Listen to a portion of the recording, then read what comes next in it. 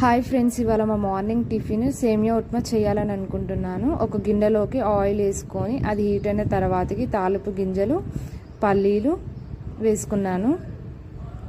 సేమియా ఉప్మా కూడా త్వరగానే అయిపోతుందండి.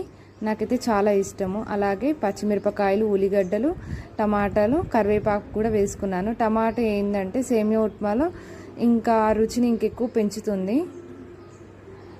సేమియా ఎంత క్వాంటిటీలో తీసుకుంటున్నా అలాగే వాటర్ కూడా అంతే క్వాంటిటీలో తీసుకోవాలి.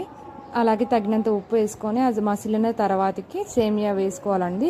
ఇది వెంటనే కలుపుకోవాలి, లేదంటే ముద్ద ముద్దగా ఉంటుంది, టేస్ట్ అంతా తెలియదు.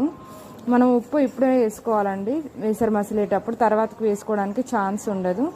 కొంచెం ఇలా ఉడుకుతున్నప్పుడు ఒకసారి కలుపుకుంటే అయిపోతుంది. చూసారా ఎంత బాగా వచ్చిందో టిఫిన్ సేమియా ఉప్మా. నచ్చితే like, share and subscribe our channel.